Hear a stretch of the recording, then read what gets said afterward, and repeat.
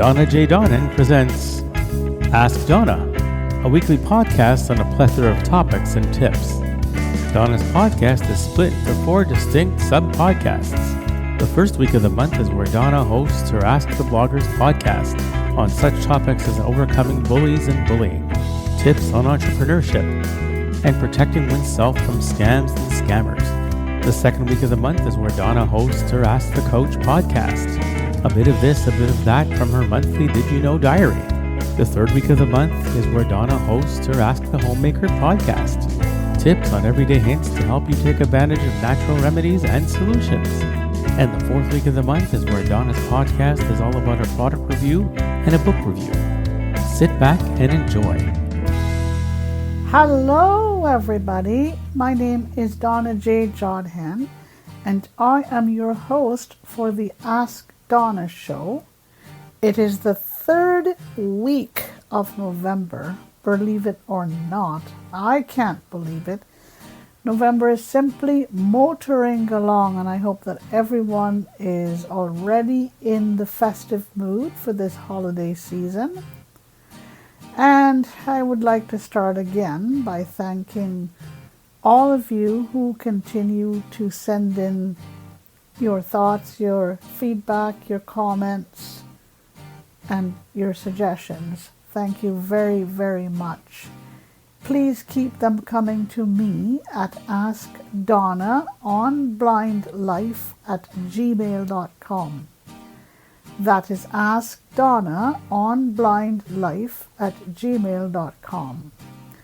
And thank you to my friend Victor Gouvier for his continuing support, and my so-called little brother Mike Cicello for continuing to produce my shows, or my podcasts I should say, and for providing me, or often providing me, with all kinds of tips and hints and tricks and advice. Thank you, Mike.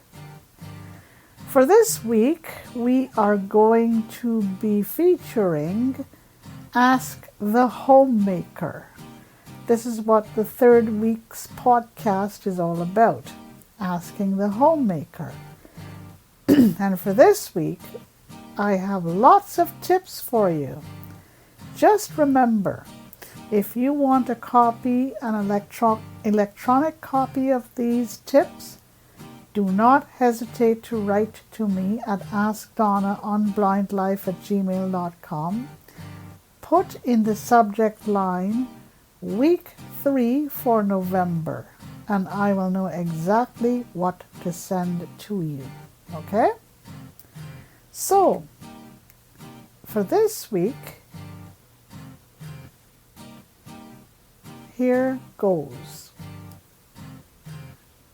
25, yes indeed, 25 vintage cooking tips. And let's start. Okay? We are going to focus on oatmeal. And a little oatmeal helps to thicken your soup, believe it or not. It adds much flavor and richness to your soup, in addition to thickening your soup. Give it a try. Number 2, believe it or not, a boiled egg should never be boiled.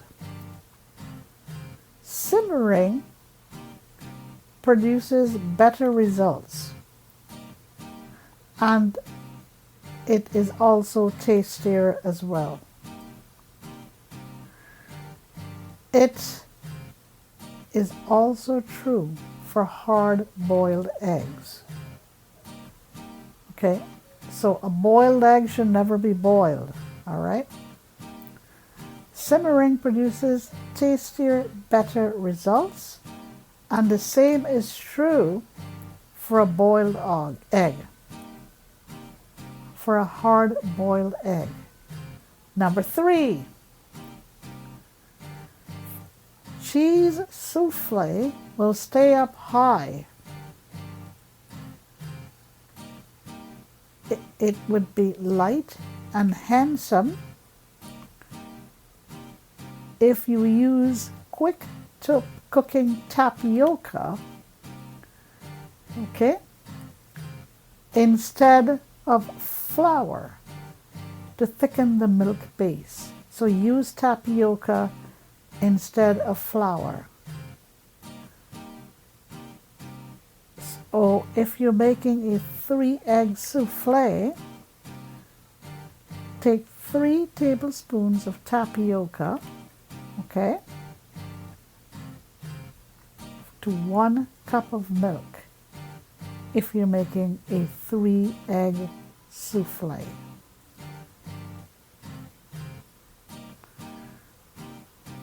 Okay, number 4. Add 1/4 teaspoon of baking soda to cranberries while cooking them, and they will not require much sugar. I've tried this and it works. Number 5. Do not add sugar to sweetened peas. It is much cheaper and tastier to cook sweet peas with a few empty pea pods. Try this one. Number 6. To prevent the smell of cooking greens, add a lump or so of loaf sugar to the water. Or put a piece of toast in a clean muslin bag and add it. Boil it with the greens, okay? So put a piece of dry toast in a muslin bag and boil it with the greens.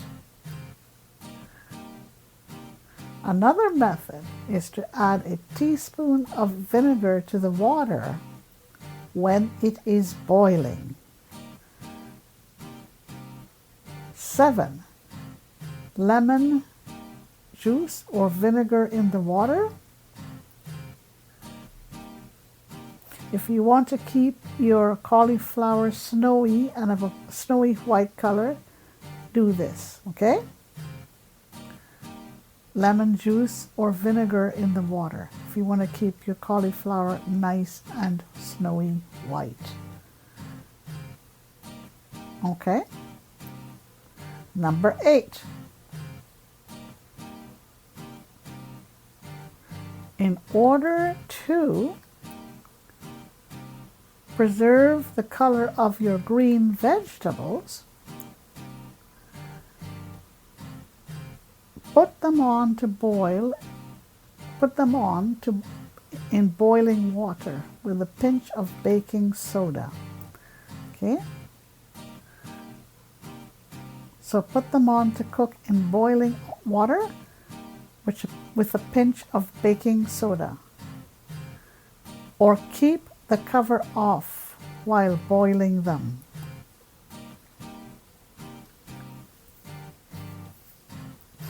Number 9. If a vegetable or cereal burns, plunge the vessel containing the burnt stuff into cold water and allow it to remain for a few minutes before pouring it into another pan. Okay? So let me just repeat that for you. If a cereal or vegetable burns, plunge the vessel containing the contents into cold water and allow it to remain for a few minutes before pouring the contents into cold water. This will do away entirely with the burnt taste, which is oh so disagreeable. 10. Salt beef is improved in flavor if a few small onions and a dessert spoon full of brown sugar is poured or added while cooking it. Okay, so this is it for your salt beef. A few small onions and a dessert spoon, a heaping dessert spoon of brown sugar. Number 11. Vegetables to be cooked by steaming will preserve their color. And it would do so in the process. If, after being washed in the usual way, they are given a final rinse in boiling water containing a little baking soda, okay, that's another way you can do this. Number 12. We're up to number 12. Okay.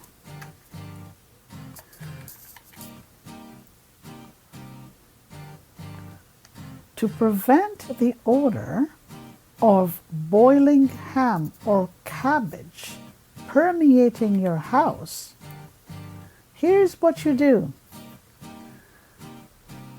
Add a little bit of vinegar to the water in which they are boiling. Number 13, when frying fish, use this. Use clarified dripping or salad oil.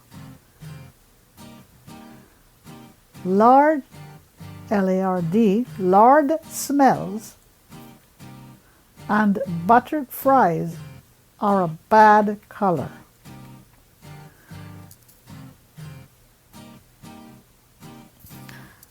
Number 14. A teaspoon of vinegar added to the water in which eggs are being poached. Keep the whites from spreading and makes the whites cook over the yolk. Number 15. Number 15. To prevent milk or cream when cooking in combination with tomato, add a bit of baking soda to each before they are mixed. Number 16. Sausages will not shrink or will not break if they are boiled about 8 minutes before they are fried or rolled lightly in flour.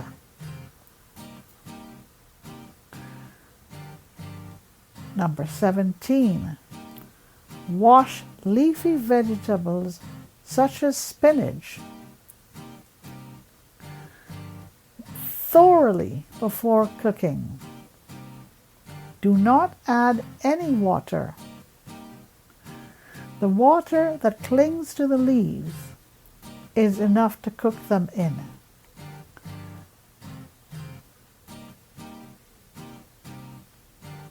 Number 18. In order to keep your cauliflower snowy white, soak it in cold water with salt. So put some salt in your cold water before cooking it.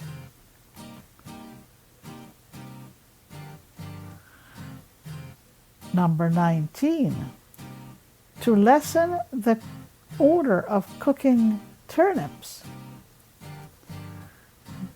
here's what you do. Add a teaspoon of sugar to the water. They will also be more flavorful. Number 20. When slicing potatoes,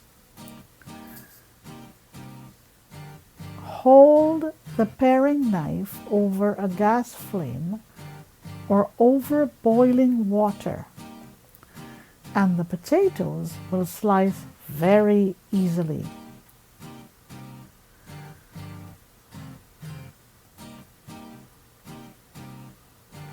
Number 21. Root vegetables such as carrots, turnips, and others should be freed from all dirt and grime. Those of the green variety should be allowed to soak for a few minutes in cold water, to which a generous pinch of salt has been added.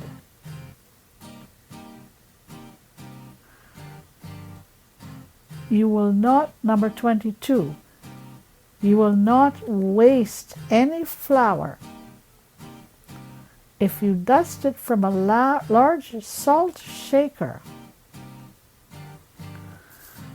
onto your meats, fish, or patties, instead of dipping the food into the flour, it is also much easier.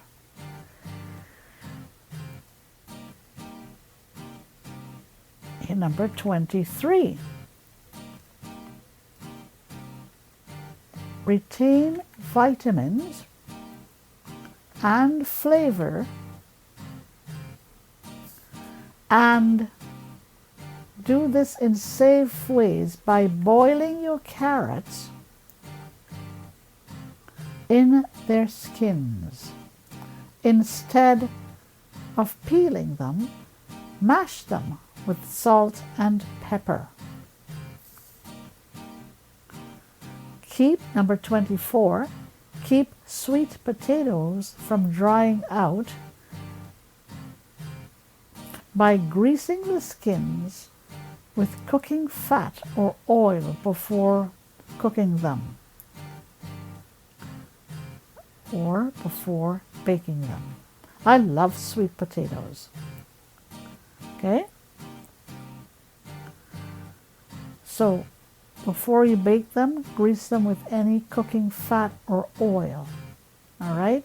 Grease the skins. And number 25. Why waste celery tops? Cut them up and use them to flavor meats, stews, soups, roasts, and stuffings. Okay? This is it for me for this week, folks. I am Donna J. Jodhan, your host for the Ask Donna podcast. This is the third week of November. Ask the Homemaker.